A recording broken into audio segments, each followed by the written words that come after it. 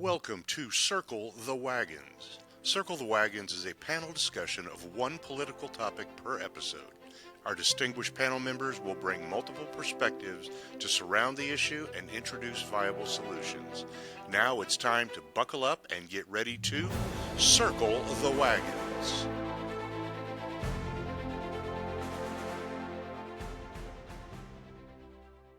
Welcome back to the Patchouli Podcast Studio for Circle the Wagons. I am your host and the guy that mashes all the buttons to make the magic happen, Joe Mays. Not joining us today will be Joel Hunt. He is on drill, actually, I think. He's finishing his dissertation. For his master's. Yeah. Pretty awesome. Yeah, so he's busy. But joining us tonight, we have, going left to right, Charlie Forster here. Glad to be here. And good old Patchouli Joes. Josh Hatfield here, also known as the Outspoken Lamanite. Always excited to be here over here at the old Patchouli Joes. And I'm Diane Mays, and here we go. and away we go. This episode is brought to you by Patchouli Joe's Books and Indulgences here in the heart of Denton, Texas. Expand your mind, indulge your senses at Patchouli Joe's. Patchouli Joe's. Books and indulgences. Books. We have both books and indulgences. We just actually wrapped, I think everybody kicked in on wrapping an entire delivery of indulgences, the Patchouli Joe's branded soaps. Which is wonderful soap, but oh my gosh, it's a lot of work. Yeah, tends to be the least favorite day of the Patchouligans who are here. Yeah, I can definitely agree with that statement. Yeah, I worked really hard watching you guys do that. You were tired just watching. The first couple scents are okay. The first couple bars or loaves that you wrap are okay because you can still distinguish the aroma of those soaps. But by about the third one on, it's just one giant blob of soap scent. We did have one new bar, that Wakami, which we haven't had before, that Avery very clearly and very accurately said, "This smells like soap." But it was at the next to last loaf. It's actually a very clean smelling. So anyway, that's who's sponsoring this episode. We are recording here. Apparently, Patchouli Joe's soap. It's starting to feel like a soap podcast. soap. Let me get down off my soapbox. Wait a minute. Hang on. I have a thing somewhere. Where's that button? I have a thing here. That one. No, yeah, drum roll, please. There we go. There we go. We got that one. So, all right. Leading us in the discussion today will be the lovely Mama D. Mama D. Diane Boglin Mays. Yeah. How you be? I be good. Hey. Yeah. So I thought we would start off today just discussing current events, things in the news. The first current event I wanted to touch on before we get into the national current events are, there are people running for office. They have put their names in the hat in the area. And Texas. Dumbasses. Yeah. Texas, for the first time in a long time, we have a Democrat running against every Republican in every race, which has not been the case. Oh my gosh. I can recall the amount of local, I can recall the amount of small local elections that I've been to where I've gone into the ballot box and I'm just like, why are all these R's completely uncontested? Completely. For the last, I'd say as long as I've been an adult. Right. If anybody can. No, I would have believed But yeah, I want to say as long as I've been an adult. And that I've always wondered about that. Like, I think ever since I've been in Denton, a voting member in Denton, which is since 1980. Yeah. It's been that way. So many uncontested Republicans, and then we see the results. Now, one thing we talk about on this podcast is how to get involved, how to make changes, what to do. And so I am very proud to say that Joe Mays, my loving husband, has put his name on the ballot. Dumbass. Yeah. Yeah, yay. We're very proud. That is true. I am running for the Texas House of Representatives, House District 106, which is just east of Denton. it's been contested. We've had Democrats on the ballot most of this past one, yes, the one before that, no. But yeah, we are diving in. It wasn't a I decision. It was It was a we decision. certainly going to affect everyone. So yeah, I am focusing on public education. Specifically, public dollars should go to public schools. Um, and yeah, affordability in the area, making sure the developers are paying their fair share. Real affordability, though, not as a Democratic hoax. That's correct. That's correct. We are looking at Mhm. making affordable housing, affordable shopping, affordable basic necessities. That's what we're going to be focusing on. Obviously, the right to read, um, where parents should be the ones deciding what their children read, not the state. What happens to smaller government, one might ask. Want to make sure that everybody in the district 106 has a voice and that they are represented.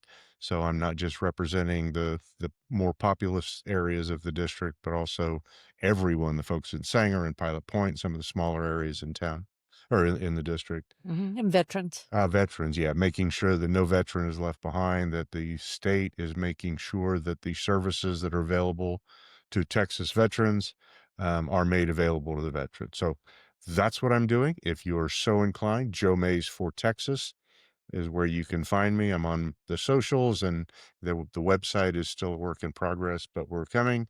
And if you're interested in donating, just reach out to chulipodcast@gmail.com or Joe Mays for Texas at gmail.com, and I will send you the information.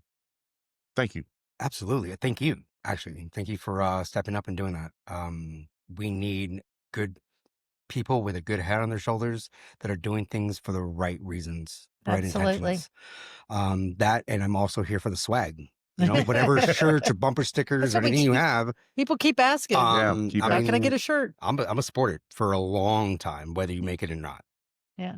Well, we are working on that. We've got the logos. It's been a very, very busy week and a half getting this up and running. So, yeah, we appreciate the support we've seen so far, and I will continue to reach out to the folks. I've reached out to all of the superintendents of all the independent school districts in our district. Have already got some of them have responded about setting up some time to meet with them. I know what I think about the public education system. I know the opinions I have.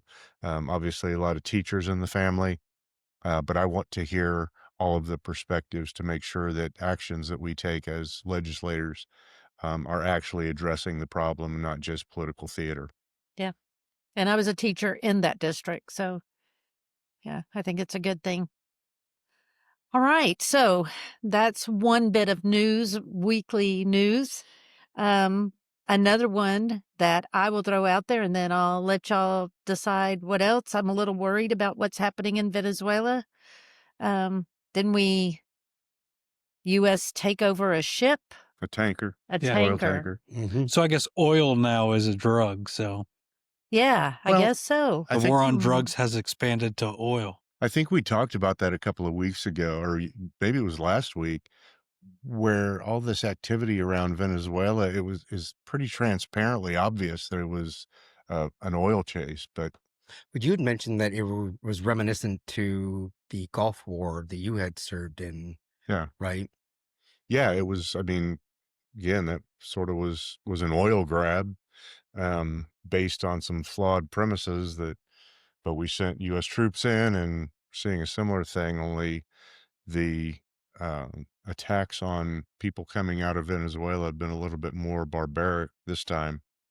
Although any kind of attack involving violence is going to be pretty barbaric.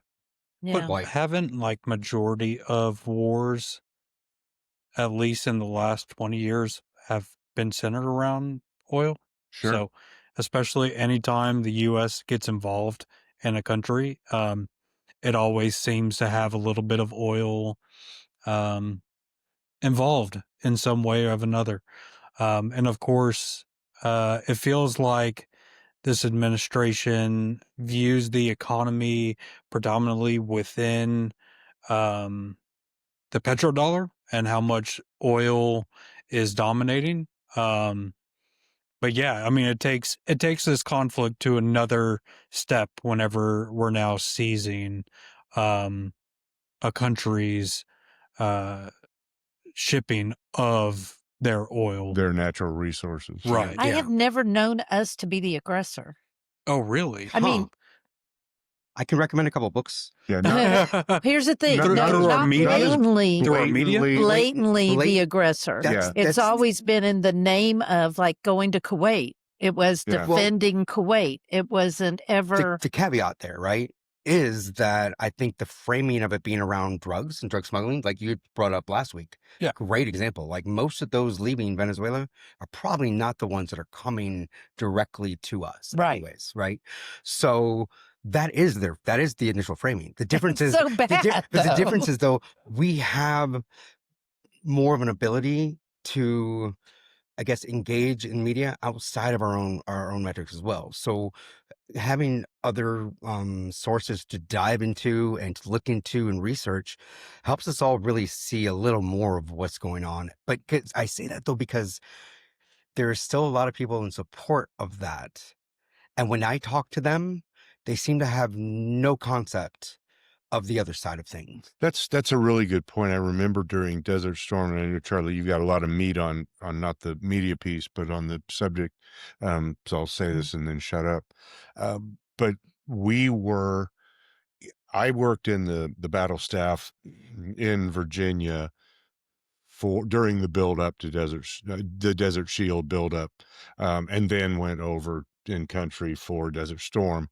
But even though I was in the battle staff 12 hours a day, 6 days a week, access to the intel briefings, I was aware of what was going on. We still huddled around CNN. That's when CNN sort of really made their chops.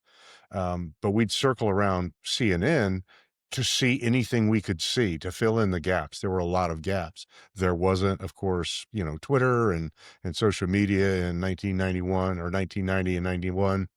So those didn't exist. So we were dependent solely, going back to Walter Cronkite and Dan Rather in Vietnam, where you had a half hour a day, with CNN, it was 24/7. But in Vietnam, it was a half hour a day, and you prayed to God you didn't see anybody you knew being carted out of their own helicopter. This is different. We're getting much more live takes on what's going on, and that is going to shape the narrative. That's going to shape the perception of it. Yeah, I mean that's a very good point. My initial question was, if you can seize an oil tanker, why can't you seize a drug boat? It's not like they blew up this oil tanker. But because yet, oil's on it. right? But oil is not. I mean, essentially, what is needing to? I don't know. I think No, what you're really that's a trying really good point. Why are we blowing these drug boats out of the water and killing all the people on the boats? We didn't do that with the oil tanker. Right. Exactly. And you can think about it like the drug boats. I mean, they might not be carrying massive amounts of crude oil, but it's like they still have chemical compositions to their mechanics. There's still fuel in the systems. So it's not like it's a matter of like saving or preserving nature. Oh, the in volume, the Gulf, volume right? of I mean, it's toxins is dramatically different, but dramatically different. there are human lives on those boats Yeah. that seem to be just Mhm. ignored. Yeah. No, 100%. And it, Great question, by the way. I think you framed that in such a good way to really point out the fact that the story isn't adding up. yeah, 100%. And it's just another escalation within the conflict with Venezuela. And How can we call it a conflict when there's nobody fighting against us? I don't know that we're hearing about all of these smaller skirmishes and different things. I mean, they have already discussed and stated that we may have boots on the ground. And We may, but we may not know. they're not being transparent, So, I mean, last couple things I've kind of heard on specifics is that this looks like it's not just about the oil grab, but it's about a full regime change over there Right. of loyalists that are going to be loyal to making sure we capitalize on the oil coming from there, and they're going to benefit, on the profits from helping mitigate that. Yeah. I'm sorry, Charlie, I interrupted you of what you were saying. Oh, no, When you no. said conflict, I was just like, to me, it seems very one-sided. Like we're attacking. Oh, yeah. I mean, that is Nobody's fighting certainly back. the case. But Venezuela also has had massive mobilization as well too within the country. So a lot of the reservist troops are no longer reservists. I believe that they have called up, I want to say, let me see if I can get the direct number, but potentially 4 to 5 to 8 million militia members in late 2025. So it's not that there isn't attacks being implemented against the United States, but it has reached levels to the point that conflict is inevitable, specifically if we're going to try to go into Venezuela, just from the mobilization. So it's increased in just it being, you know, slaps on the wrist to go after cartel members, to, like Josh was mentioning, regime change and kind of shaking up um, the essentially the government of Venezuela. Yeah, and there's a Bay of Pigs element to this. There's a Republican congressman, Mario Diaz-Balart, who believes that Russia has nukes in Venezuela to protect the Venezuelan assets that are feeding Russia and China. And his allegation is that he believes that they are there. Now, this is one congressman who's saying this, one Republican congressman, but that's all of a sudden. Is this the new weapons of mass That's destruction? exactly what I was going to say. Yeah, The new WMD. Exactly. That's I don't believe. I don't know what to believe. Yeah, and I don't know if that's true. That's intentional. Yeah, that's right. Exactly. Yeah. So But yeah, this I will say the opposition leader in Venezuela, who won the Nobel Peace Prize, did cite that the United States helped her get out of Venezuela. So it seems to be that regime change is the likely goal that the United States is going for. But again, like this is supposed to be the peace administration. This is supposed to be yeah. the anti-war administration, and it's certainly not looking that way. Yeah, and you've got Putin had a phone call with President Nicolas Maduro from Venezuela. So he is apparently backing the Venezuelans against the U.S. seizure of that oil tanker. So there are more pieces and parts involved here than first meets the eye. And again, it goes back to the credibility. Where do you find the truth? Russia and China, right? Aren't they the two biggest recipients of Venezuelan oil? Well, I believe India is number 2, if I'm not mistaken. But again, that's another BRICS country. That's another country that is allied with far right wing. Yeah, China and the autocracy, essentially leaders of the world. And Applebaum had a great book called Autocracy Inc., which essentially just shows kind of the different autocrats and how they work together. And Venezuela has definitely always been kind of the Western side of the autocracy. So I'd just like to point out real quickly, if you'll notice that we have one of the cameras is empty. We are without adult supervision, as Mama D. I always need an adult. Getting some charging. Juice. Do you need juice for your phone? Here. So do you need is that going to reach? I think I have a portable one you can use right here. Oh, And it'll definitely. Yeah, the hold adult on. Wait. the adult supervision's back. So all right, Okay, quit playing. So catch a bubble, friend. real quick, and I know again I'm going to say this probably every single time and every week, but it just kind of comes from my perspective. To me, this is what Christian nationalist foreign policy looks like. How so? I'm glad you asked that.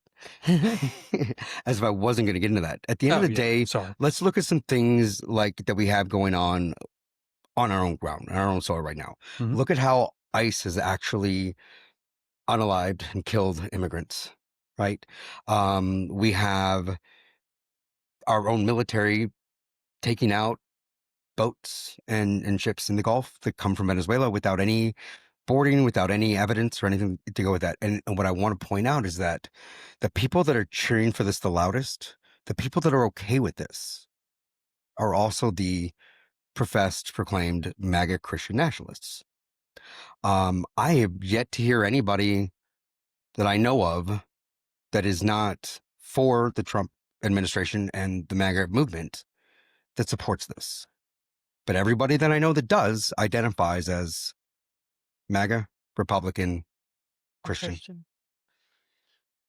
I hear you. I think that might be a stretch. And not saying you're wrong. That I don't necessarily see all the threads tying that. I That will think be later. There, sorry. So that will be later. Do I need my foil hat? And the reason I say that is to Charlie's point about the autocracy, and this is really textbook, right out of the autocrat textbook. It is. It's not a real book. We don't carry that in the store. And yes, the sort of co-opting of religion is one of the elements of that autocratic playbook. But I don't know necessarily that. Yes, I believe that those that are behind this have Christian nationalist intentions, but I don't know that that's necessarily what's motivating the action. I think it's pure greed. I would agree In too. question, I think isn't so too. Venezuela predominantly a Christian nation? Potentially. But here's the thing. I don't know that any nation's really a Christian nation. I mean, every nation that has some sort of religious codified laws. Okay, but to rephrase it, they're like majority Christian in Venezuela. True. So it wouldn't essentially be like they're Right. attacking a country that doesn't also share the same religious belief system. Yeah, Correct. the most rapidly growing religion in Venezuela is evangelical Protestantism, Which is overtaking or behind, not overtaking, but closing in on Catholicism. Yeah. So it's like that kind of that if it was like a Christian nationalist, why would they be going I got an answer. after a Christian majority country? I would say that the majority of Christian crimes are against other Christians that don't align with them. Generally, the fundamentalists, they don't identify too many of the Protestant Christians or even the Catholic Christians or the Mormon Christians or the Jehovah's Witness Christians to even be real Christians. So it's not really like they're necessarily targeting them the same way. And I don't necessarily say this to say that this is a move against Christianity. Also, it's about the people that identify as American and Christian in America supporting that kind of thing and the disconnect or the irreality behind that. And I think it's a small percentage of American Christians that are behind this. Behind- Those who consider themselves American Christians. I think it's a small percentage of those who are Christian nationalists, for lack of a better term, if we're going to brand them in one lot. I think that's a small percentage. I'll go with that. I just think overall, like, it's just not about the framing that's on the surface. It's not about the security level.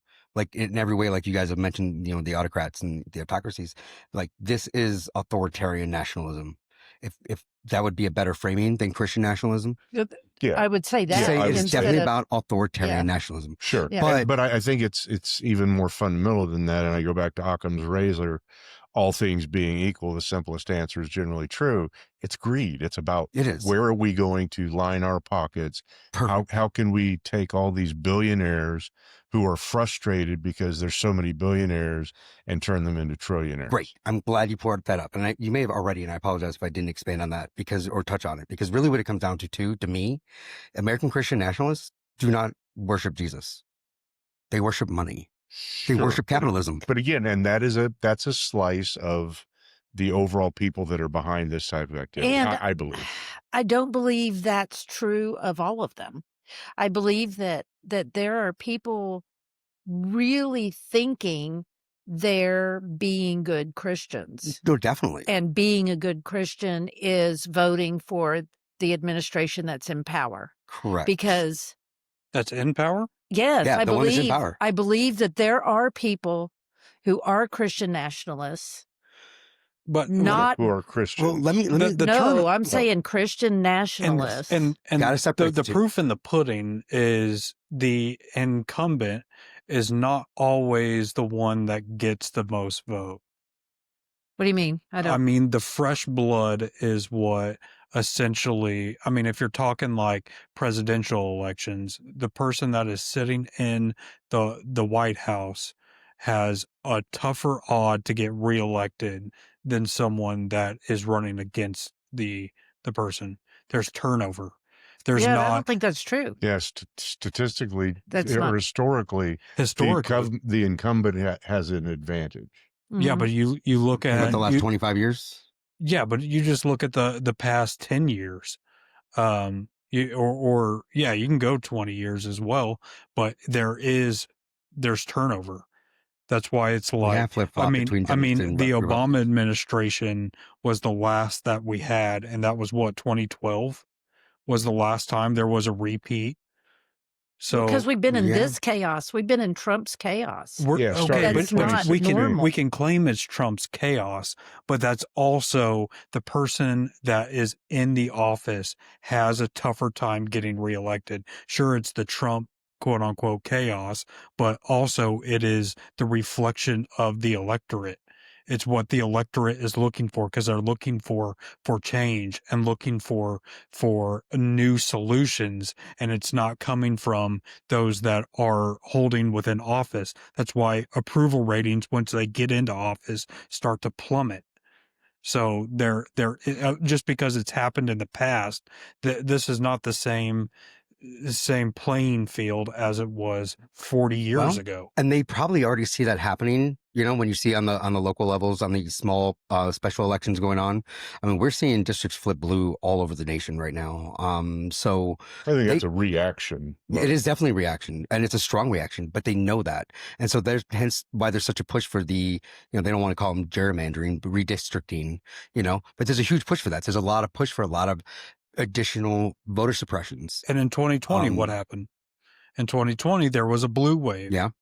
And then there was a red wave in 2024. But now it's swinging back to a blue wave, and it all stems from who's in power and who can we decide is the issue that's causing it, instead of the system itself that's causing it. Yeah. And I'm not trying to sit here and say that the administration that's currently in office is not at fault or anything, but I'm saying whenever it comes to the electorate, they are looking for new ideas, and not just whoever is in office has a better chance of winning. That's why they're rewriting the rules to try to stay in power.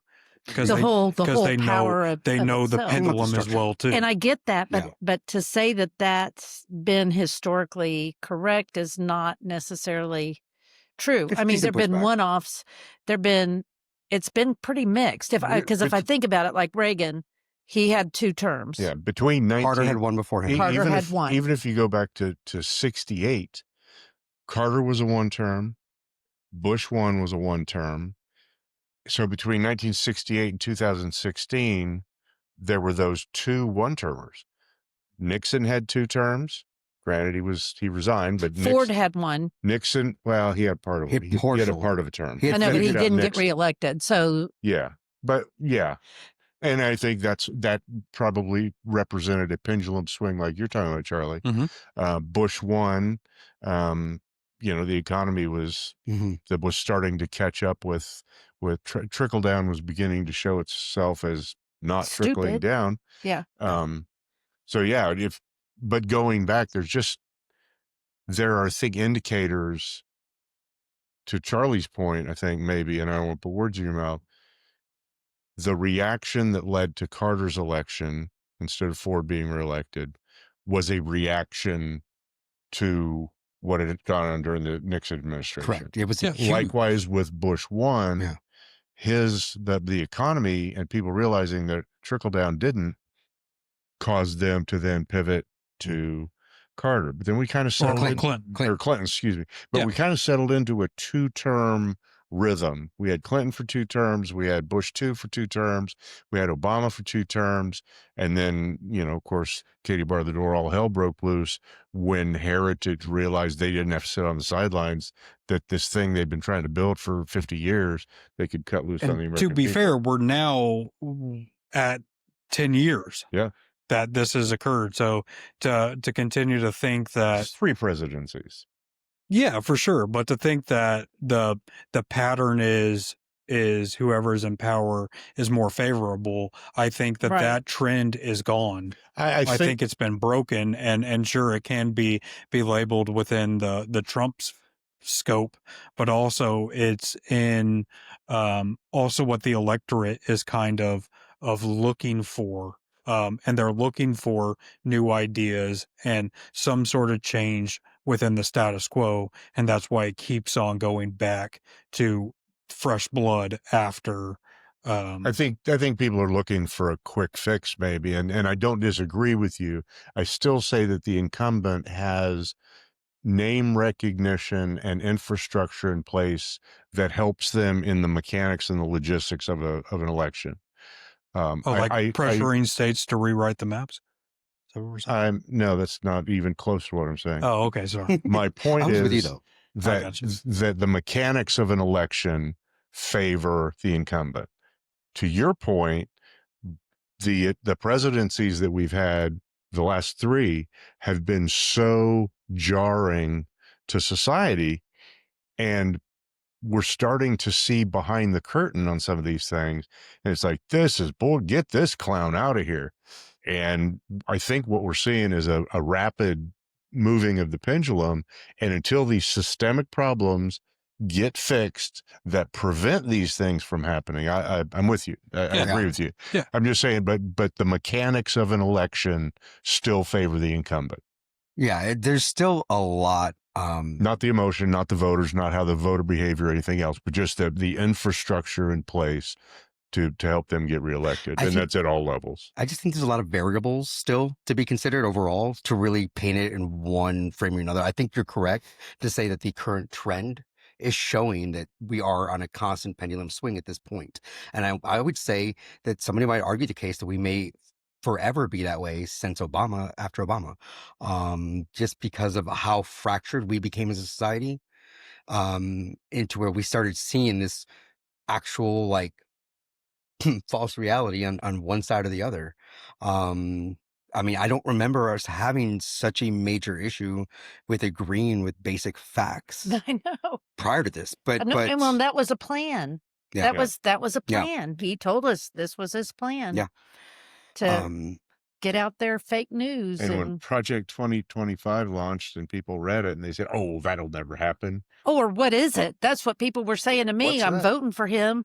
Well, have you read Project 2025? What is that? I've never even heard of that. That is the Christian Nationalist Playbook. That, again, I'm going to go ahead and connect those dots later on. But I do want to get to that point where that Christian Nationalist Playbook is being enacted. It is a playbook that's being used by those who are, I think the Christian nationalists are piling on. Yes. I think they were instrumental in developing it, but it's not exclusively Christian nationalists. I don't believe that are driving Project 2025 or the Heritage Foundation. Well, there's definitely something to be said. There's definitely something to be said for potentially the additional funding coming from outside of the Christian nationalists. but really, in the end of the day, like Heritage Foundation themselves is empirically a Christian nationalist organization. Sure. And as the ones who wrote that, and when you have, let's see, Homan, you have, uh, Stephen Miller, you have, Vaught.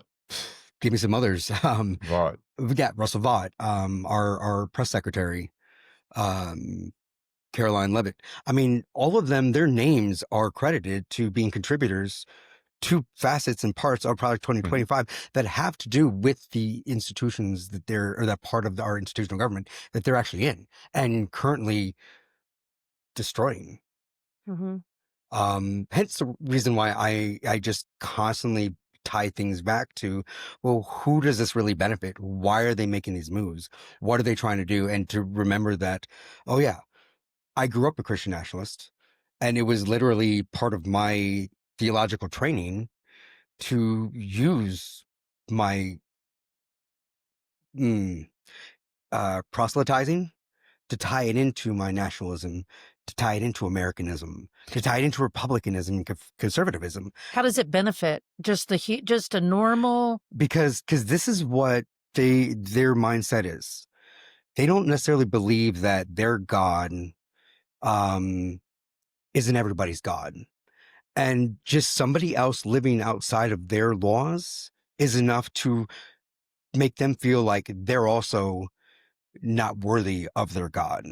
So they're not trying to just use religion to be a better people themselves. It's almost like we need to use our religion to enforce our way of being on others so that their way of life doesn't affect mine in the after. Yeah. If for people who have experienced this, you might totally understand where I'm coming from on this. Oh, I understand what you're saying. Oh, no, again, so you guys, don't know that I for everybody necessarily here. agree with all of it, but I hear what you're saying. I hear your point. I just find that most of what they're attacking when it comes to, abortion laws, right? It's framed under abortion is murder and it's bad. And that comes from the Christian nationalist framing of that. But I also think that there is an element that uses that argument not from a theological standpoint, but from a means by which to control women, to subjugate women. So I don't think that that's necessarily theological. I think that that's just pure patriarchal domination. Sure, but that's also interwoven when it comes to the fact that most of our religion, but yeah, that's are patriarchal religions. But where they're women not don't get to hold the synonymous. priesthood. They're not synonymous. There are those who want to subjugate women who are not doing it for religious purposes. That's now, what we need to separate. All of those who are religious Christian nationalists who are trying to subjugate women for their purposes, separate agenda. Separate and apart from those who are doing it for religious purposes, there is a group of there are groups who believe that the gender roles should be clarified that have nothing to do with religion. Okay, I'm gonna segue us into. Did we finish Venezuela? Charlie had like tons of stuff queued up for Venezuela. I don't have tons of stuff. We sidebarred.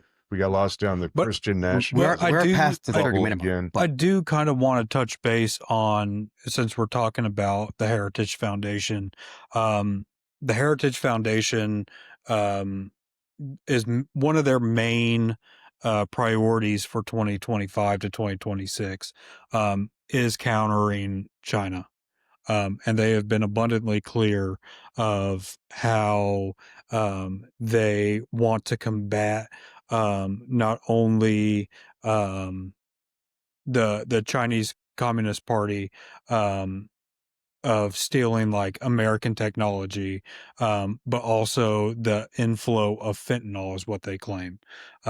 So I feel like within the Venezuela conflict, the Heritage Foundation does play a pretty substantial role in kind of the conflict that we're seeing within Venezuela because of the Chinese dependence on Venezuela. Correct. And the dependency of their oil, and also I can I kind of feel like as well too the flow of drugs that they're claiming, they're painting the picture that probably the fentanyl that is being blown up in the water that they can't go and confiscate will be coming from China. So it all ties back in to the Heritage Foundation, um, as well too, kind of to Yeah. Josh's point. Well, the statement they Um, made was the projections are that China is going to overtake the U.S. as the main global global economic leader, superpower. and Sure. that's what they're so concerned and worried about. But I mean, I feel like that's just kind of the natural way of things when we become less and less and less of a manufacturing country and more of a service related country, vice versa. That's just Well, have we been a manufacturing country? Because right now it we feels like were we're more of we're the service. yeah, we're We're not entertainment. we're not a manufacturing company, and that's to my point. Yeah. Yeah, we haven't been a manufacturing Since nation. Our primary since the post industrial revolution, World War II. 50s, Yeah. 60s, Yeah. 50s, probably. Yeah. Yeah. Whenever they started allowing companies to go outside of the United Offshore and States. yeah, Yeah. 110%. Mm-hmm. Yeah. Absolutely. Yeah. Yeah, so and I think that's a fair point, that it's difficult to have any sort of economic dominance when you're the consumer of all the things that are being produced, not the producer of the things that are being consumed. Mm-hmm. Yeah. And Yeah. why does that benefit us? Why would they want that? Why does the United States? They want us to go back to Who that. does it benefit? The It's oligarchs, The not people who are the people already owning the profiting. companies. yeah, Yeah. exactly. It benefits those who already have versus those who have not. And there is no path to get. Yeah. And what They make it harder. empire ever wants another empire to overtake them? Yeah. Yeah. You Yeah. know? True. I don't think in history And yet we're overtaking other countries. okay, But we're but the empire. We are the empire. right. We're the empire of the United States. And it's not like we haven't been trying. You know, not even within the last 20 years. You know, you look at the status of like Iraq, for example. It's not like we didn't try to overthrow that regime. Right. It's not like we haven't tried to overthrow many regimes. Even We have overthrown many regimes, that's what I'm saying. especially in South and Central America. Right. You know, So I mean, that's one of the biggest, I hardest think it was arguments on I your always have cord and you in moved. conversations with individuals when it comes Yep. to that, because when they complain about the immigrants coming and the flow of immigrants coming here, I have to remind them, like, the majority of them are fleeing the countries that we went in decades ago, a couple of generations ago, and changed their economic dynamics. that's My mother being one of them from the Guatemalan. An interesting 50s. spin on that. Yeah. I had a conversation today, and we were talking about immigration, and of course the new administration's gold card, immigration gold card, is on the market. Do we have a breakdown? And this is something you never ask a question until you know the answer. Question I have: what are the percentages of immigrants who are coming over here for jobs? And looking at the tech industry, for example, what is the breakdown to what does immigration look like today? Is the majority of it coming from these nations that we overthrow? Obviously, there's a percentage of it, and that's in the past, that's been a large part of it. But we also have a lot of them that are coming specifically for school, for jobs after school, that are going into these industries that companies are making billions and billions of dollars on. So I'd be curious. I guess I should look that up. Yeah, I mean, it looks like the majority from countries of origin for immigrants, Mexico is the leader with 22.8%. Then right behind that is India, and then right behind that is China. And those 6.1% for India, 4.6 for China. and those two, the second and third, India and China, are generally, those aren't empires that have been taken over by the United States, and their people are now having to live in those conditions that we created. These are people that are coming over here to leverage the opportunity and make Yeah. money. And the share of entrepreneurs who are immigrants is at 23.6%. Mm-hmm. So Yeah. talking about like 3 million, almost 4 million number of immigrants who are entrepreneurs that are coming to better their lives. But Yeah. yeah, Great question. Interesting numbers. yeah, and it also doesn't paint like a picture of it not being for better economic situation. Yeah. But yeah, You want to hear my solution to the immigration problem here in Texas? I would love to hear it. I think it's imperative, if we're going to address the immigration problem in Texas, that we build a wall on the Texas-Oklahoma border. Yep. Yep. Hey-o. Let's go. We need to make sure Oklahoma pays for it. All right, that was bad. If they need to, they can probably sell those Trump Bibles to get some capital. Bad joke. All right. So I was going to segue to this earlier, but let me segue now, kind of bringing us back to the Christian nationalism discussion, because in the state of Texas, it is now becoming law. Well, Abbott. I would say Abbott is abdicating for this. And that is to have a Turning Point club at every public high school in Texas. They have already gotten rid of GSA programs in every public school Gay Straight in Alliance. Texas, Gay Straight Alliance. Mm-hmm. Thank you for clarifying. I was going to ask. But how is this going to play out? And I believe there's going to be lawsuits, number one. I agree. And I think that it also invites the argument that, what about equal time? If you have Turning Point, are there going to be Islamic equivalent of Turning Point? Turning Point obviously is a very Christian foundation organization. What about other religions? Are they going to have the same clear path supported by the governor? Right. as I Turning mean, Point? GSA won't come back because it's not religiously based. Sure. So, You but need to come up with a religion. No. yeah. Wait, did you say you just start a cult? Yeah. Cult, religion, your words, not mine. Well, when you look at the direct correlations here, we've got Abbott, who obviously has been very much a proponent for far right wing and Texas laws that are generally financed by Texas oil billionaires. Mm-hmm. And then, but they themselves are very much tied into the idea of Christian authority. They're both preachers. They don't Wilkes want, and Dunn. yeah. They are. They're both preachers. Ferris Wilkes and Dunn. Wilkes, yep. Interesting. They are Christian nationalists. Surprise, surprise, and very wealthy at that. When you hear those smear campaigns against a lot of our Democrat candidates, a lot of that comes from that, and the language they use, they frame it intentionally to trigger and evoke emotions in Christians, regular Christians, Right. aren't necessarily Christian nationalists. Because that's the one thing I really want to point out is this is never an attack on faith. This is never an attack on Christianity. Like, this is totally attack on those that are using faith and Christianity for political means and ends.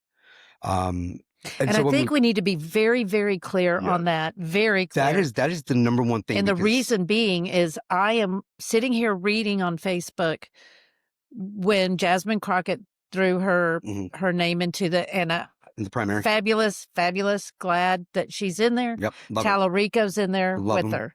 Love both of them. Either one is going to be a win. Great to me. people. People are commenting on there.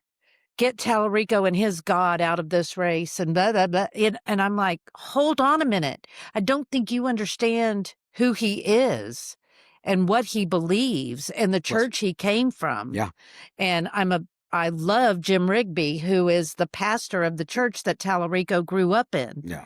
And if you read anything about him, you know that he loves every religion, loves As long as love is your driving force, that's all that matters. That's all that matters. Yeah. Yeah, and I would say, just from my perspective, of course, like how he is as a person and his um, kind of thrust to better educate himself within religion is impressive.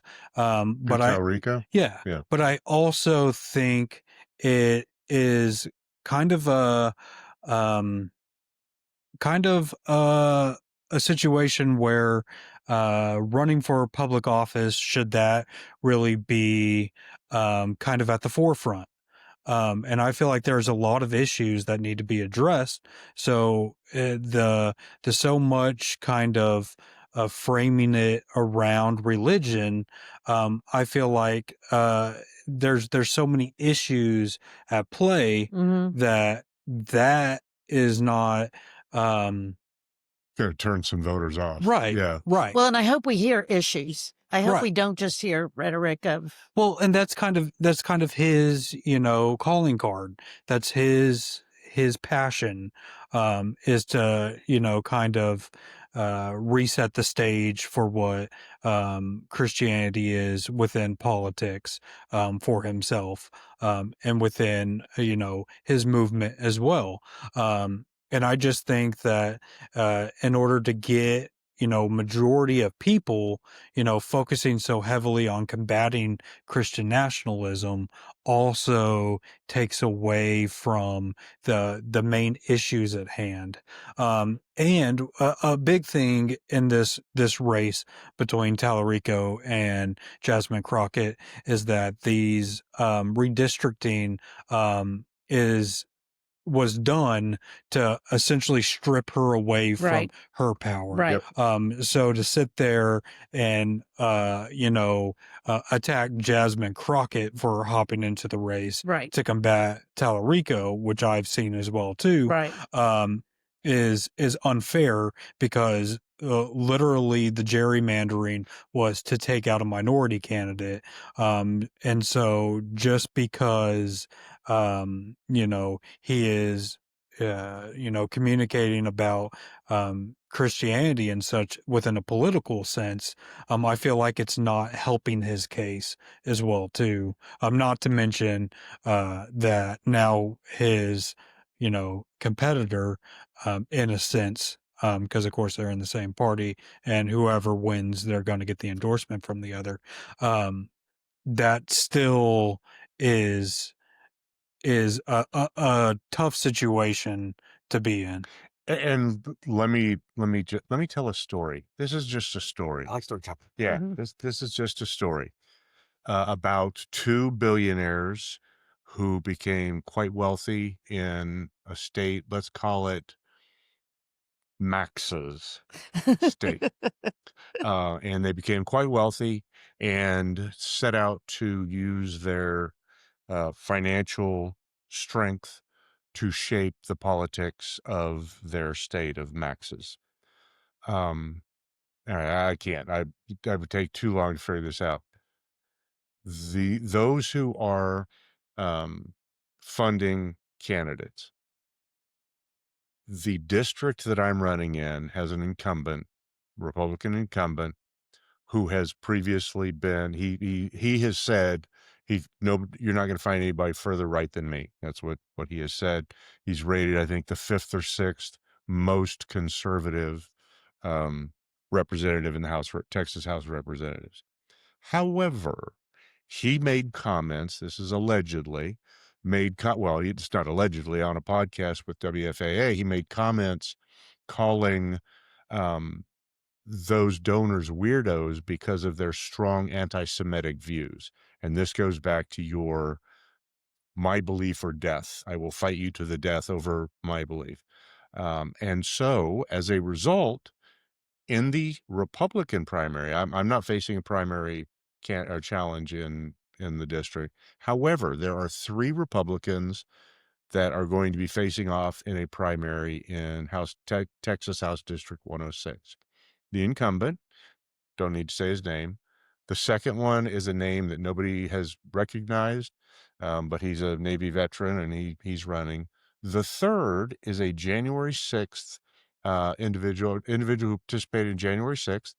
He was convicted, sentenced 2 years in prison, did about a year, and was pardoned, and has been released. And it seems that he recently relocated to Frisco, and it seems, we'll find out in January when when reports are filed, that this group of people who is offended at having been called weirdos because of their anti-Semitic beliefs or views that they're very vocal about, have brought this other candidate in to take down the incumbent. So needless to say, the House District 106 Republican primary could get dicey. And where was I going with that, Charlie? There was a point to all that. Does it have anything to do with their association affiliations with the billionaire funding in Texas and or the Christian nationalist movement? But they are the billionaires who are funding it. But you were talking about something that made me think about this story, and I just want to tell the story. Oh, like Tellerico Oh, yeah, and yeah, yeah, Jasmine Crockett? Tellerico. Yeah, these forces, I guess my point is these forces, it's lighting a dangerous fuse and kind of going around my ass to get to my elbow. To your point on Tellerico, it's a dangerous fuse to light, and there are those who could use that for ill by having. And don't look, I'm not literally going around my ass to get to my elbow. I felt like that. I was trying to see the logistics. Yeah. It's a saying I inherited from my father. But anyway, the point being, given that climate that I just described in that hypothetical story, it's dangerous if you're trying to bring rational governing to the fore. It's potentially dangerous to lean on religious faith in a nation ostensibly built on separation of church and state. And we just have so many different views within our country and within our state. So to be so heavily focused on religion, sure, it's working for one side, but I don't feel like it is going to unite the entire country around views of religion, specifically whenever there are tremendous issues at hand that need to be addressed. And when we're so focused on what people's belief systems are, and are they worshiping hard enough, and who are they worshiping, we're not focusing on the actual issues. We're fighting a belief and a belief system that essentially is preventing progress to be made. And it's running away with, meanwhile, people can't afford places to live. And I will also add, whenever it kind of to merge it back to this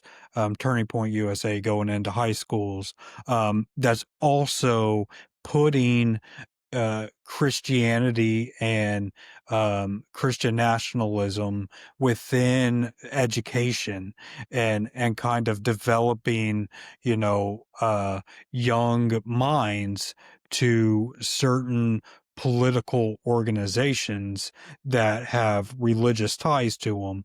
And that essentially is moving us away from developing minds to address issues at hand, and more to address the culture problems. It's indoctrination, or issues. not education. Right. It's indoctrination and grooming 100%. In fact, that was the next point I was going to kind of bring up, is to say that the way I look at this is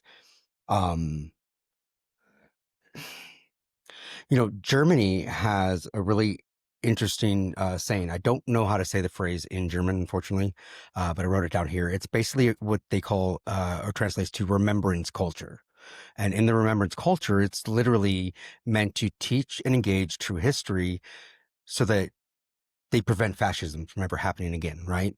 But here I kind of feel like Abbott is part of bringing this into the Texas school system, and they're indoctrinating and grooming another generation of kids to grow up rooting for fascism, whether they realize that or not. And I think that's the big thing is they won't realize it because it'll just be a part of their norm. It'll be part of their everyday reality. They won't know anything better. They won't know any different is what I'm getting at. Yeah. Because I mean, think about what it does. Like this eliminates critical thinking.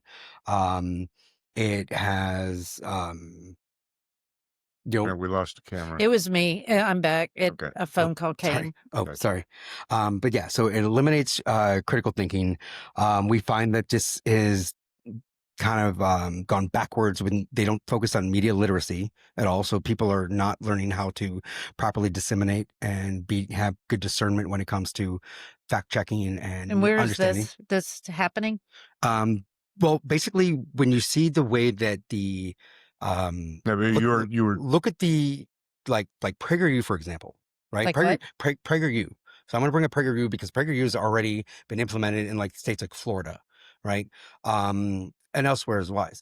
But if you ever get a chance to look up some PragerU, especially their grade school age curriculum, I saw a video that is actually being played in classrooms of Christopher Columbus, an animated version of Christopher Columbus, um, basically justifying slavery and racism to the children, how it wasn't so bad for them.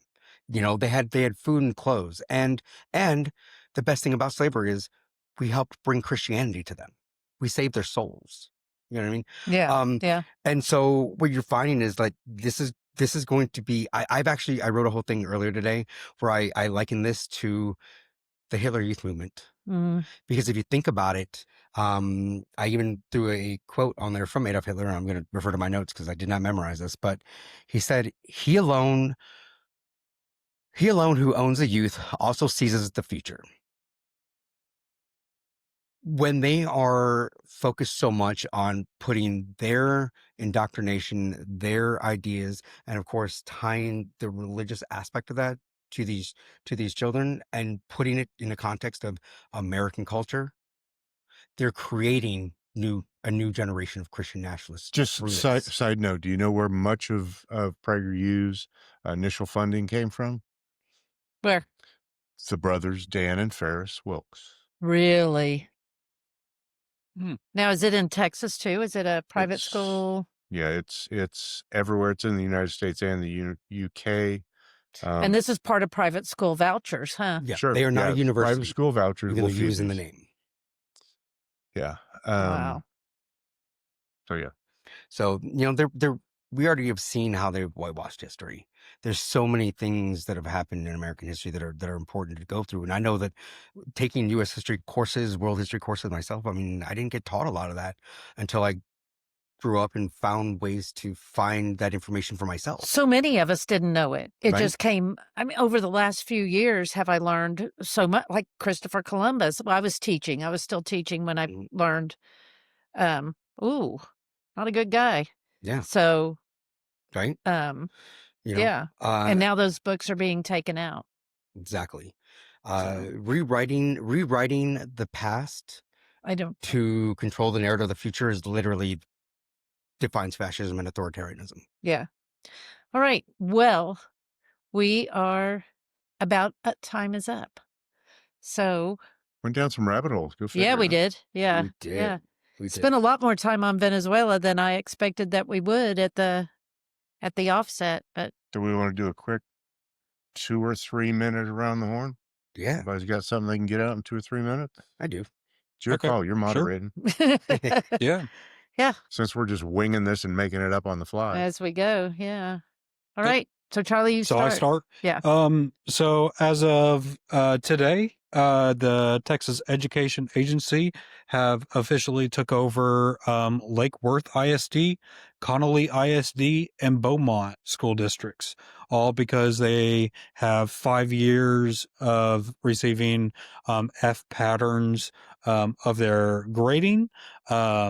And so these are more ISDs now coming into control of the state of Texas, which essentially now is merging themselves within political movements within education as well too. So essentially, whenever that happens, they take full control over the school boards, and the superintendents that are duly elected by the constituents no longer have the power.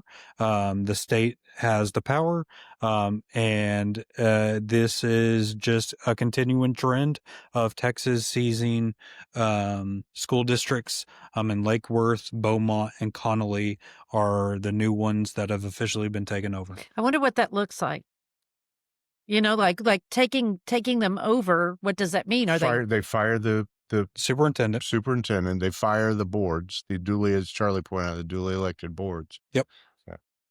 And Appoint this is loyalists. because a school right? I in knew Lake that. Worth, Marilyn Miller Language Academy, five consecutive failing grades. So Should have taken over the school, Yeah. not Thank you. the district. No, they shouldn't take that over, but that's a separate argument. But yeah, point being, they come in, they fire the school board, they fire the superintendent, they bring TEA appointees in there. And what comes whenever a school board gets taken over and an ISD gets taken over? Teacher departures skyrocket. Thousands of students unroll. And essentially, because of that, miraculously, test scores tend to improve. But there's a way to avoid that. And I wonder why. There's a way to avoid that test score issue, and that is create private schools that are not accountable to the testing, not answerable for their performance. Yeah. And then it's just they're magically better. Right. Yeah. Yep. 110%. And just for this year alone, that brings our total to 4, I believe, ISDs that have been taken over. Was last year, right? Houston was last year. South San Antonio was also, I believe, this year as well. So it's actually 6. La Jolla was, I believe, 2024 with Houston. But it has been a trend for quite some time that now the state is starting to take over ISDs. So just more things to look out to, specifically whenever it comes to who is creating these tests and these standards and why these ISDs are failing. Mm-hmm. And if there's so many reasons why test scores should not matter. And again, I want to reiterate, the ISDs are not failing.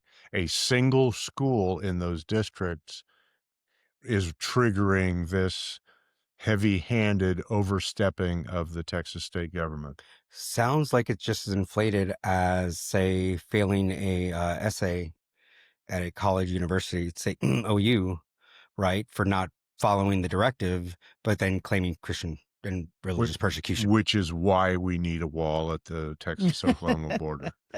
Yep, the Red River Wall. I'm here for it. Okay, to be fair, Red River Wall there. that means the UNT football coach wouldn't have left, so I'm all for it. But this is a political point. Yeah, that's fair. Well, let's go ahead and plug, though. Yep. All right. Yeah. So like I said, I love to try to keep things full circle the wagons, right? So always bringing it back around full circle. I had brought up earlier that there's to me, a connecting the dots here between Venezuela and the turning point being brought into the schools and the Christian nationalist agenda. To me, this screams Project 2025 implementation in real time. Like, we're seeing it all happen right now. Like, this is in the playbook, and this is real. So to me, I'm seeing that what they're trying to do is create a population of a new generation that cannot recognize when they're being manipulated by authoritarianism movements and ideals. Texas, to me, is it's a testing ground, right? So if this works here in Texas this year, there's a chance that we might see this happen nationally 2026. Now, what is this that you're as in the as in the Turning Point USA clubhouses being put into all public schools on a national level. In which case now it's a stepping stone back into the Christian nationalism being introduced to all public schools and basically still eliminating separation of church and state. Hmm. Right. To me, the connection between the military action abroad and Turning Point with the schools, it's all the same project, because this creates a national population that cheers on Christo-fascism as being American. It justifies the authoritarian violence, and it frames it as being patriotic and Christian. And it starts with indoctrinating and grooming the kids in school. I believe I saw a headline that CBS is giving Eric Kirk a primetime slot to talk about tragedy, faith, and everything else. But think about how many other people have had similar tragedies in their life and is getting there's no mention. They're not getting a spotlight on them, because Yeah, but that's a private company giving them a platform. this is propaganda at work. Because to me, I'm pretty sure that private company is still funded by the same media controls that are framing our conversations. They're putting out there what they want us to see, what they want us to hear, what they want us to talk about. Yeah, but you think Fox News is what is controlling that? No, but I'm pretty sure there's similar invested interests doing all of this in the name Well, I think of CBS got sold. I the mean, it's got a the connection man. But to.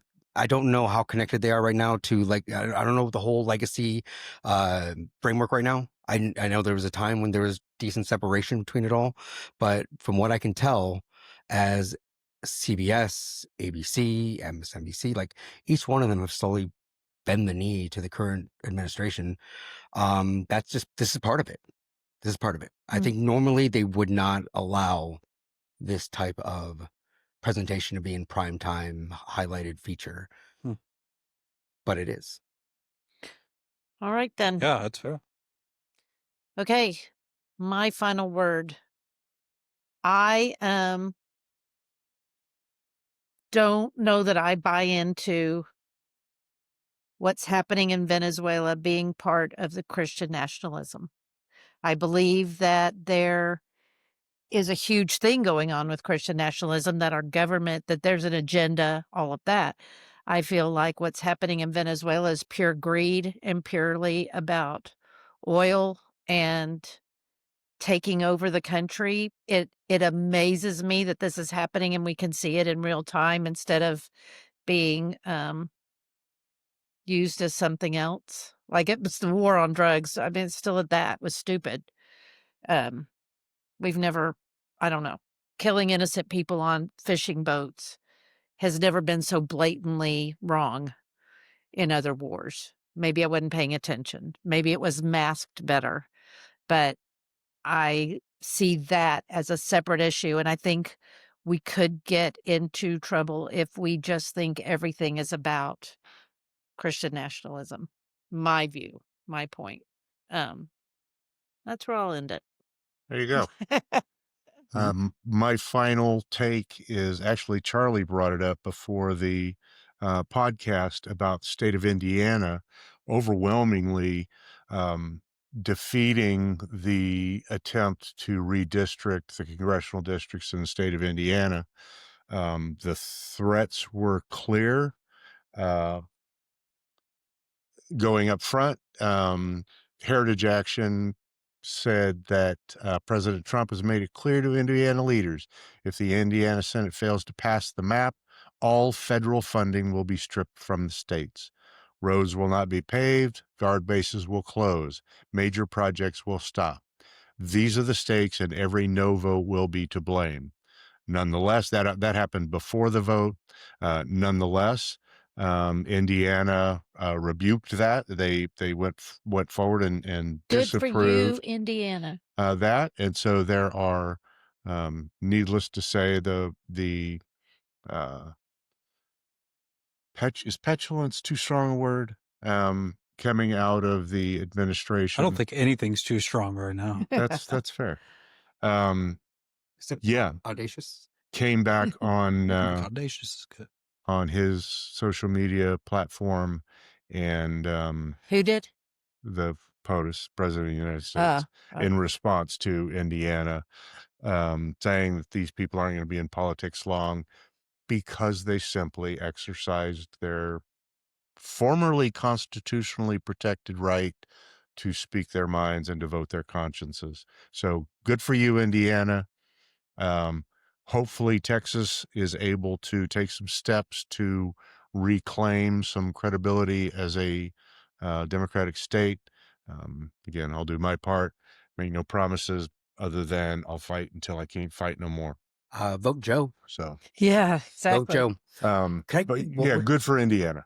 Can I do one more shameless little plug real quick? Uh-huh. Sure. Since this is probably, if we get an episode in next week, we might only have this one before. Next Friday, the 19th, I will be releasing my next book, Oh, awesome. Irreality. I've already put out a couple of blurbs on my Substack about it, if you want to kind of dive into where it's coming from. But it is called Irreality, how Christian nationalism is both anti-democratic and anti-Jesus. It is part memoir, surface level, because my regular memoir won't come out until next year, where I'm going to dive a lot deeper into this. But yeah, that's going to drop on Friday. Very cool. Cool. Very cool. Congratulations. There you Thank go. you. Yeah, Thank you. Really great. writing a book is a huge undertaking. Yes, it so, Yeah, is. good for you, Josh. Congratulations. Thank you. Thank you. For those who celebrate, as we wrap up, Hanukkah kicks off on Sunday.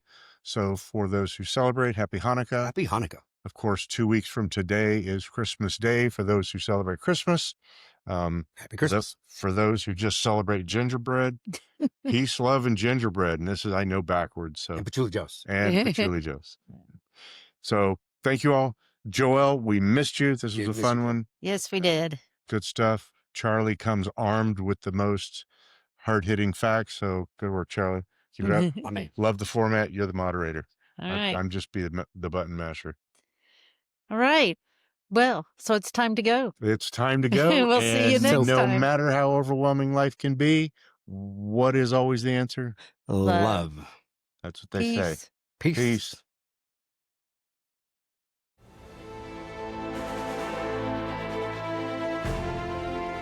This is the Patchouli Podcast Network.